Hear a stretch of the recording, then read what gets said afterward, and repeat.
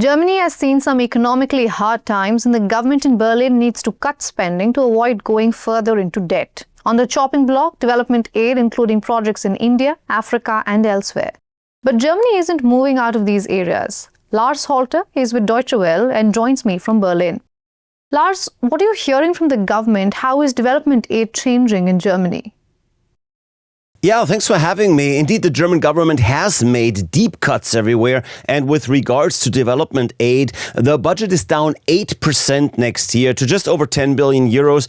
Now, a cut of 8%, of course, could be painful, but that's not the point here. As a matter of fact, Berlin seeks closer cooperation with the Global South, not to divest from the area. And so Development Minister Rema Labali just introduced her plan for, quote, strong partnerships for a successful global economy. She made it clear right off the bat that cutting down on economic support for the Global South is not a goal at all, especially in times when a major player, the United States, obviously under Donald Trump, has in fact turned away from supporting projects there, or at a time when some other powerful players like China have strategically moved into, let's say, Africa with multi-billion-dollar projects. Now, the German government is still set to be a player in the Global South, albeit with new strategies.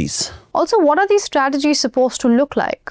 Well, essentially, the big idea is to include the corporate world into any developmental aid at a much earlier stage of planning. For example, the business community, including some of the big global players in Germany, will be part of setting the agenda, deciding on which 5 developing economies for now will be the main focus for a cooperation with Germany. India will be among them. Ghana will be a major market too, likely. The government also wants to make sure that more companies here will get orders and jobs out of these partnerships, that they invest, of course, as well. The idea is to strengthen supply chains, to have more value creation in India or Africa, and to be a partner rivaling the position that China has these days. Beijing, of course, has long invested in infrastructure in the Global South, has made financing available, not necessarily in interest of some countries there in the long run, whereas Germany doesn't have the same level of business there despite spending billions in the past. Lars, what are you hearing from German companies? How are they expected to benefit from this decision? Well, by looking at the Global South as a real market. Let's look at a project by Bayer, for example. That's a German industrial giant working in pharmaceuticals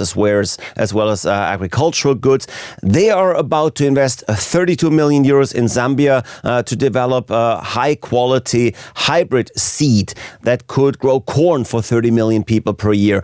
On background here, Bayer says African farmers don't need sympathy and pity. They need functioning systems. And other companies are seeing that as well. So the focus for the government in Berlin is now totally on not just on supporting projects, but establishing real commercial partnerships. Of course, that's also long been the focus of others, including, of course, the World Bank. All right, Lars, thank you so much for all those updates from Berlin.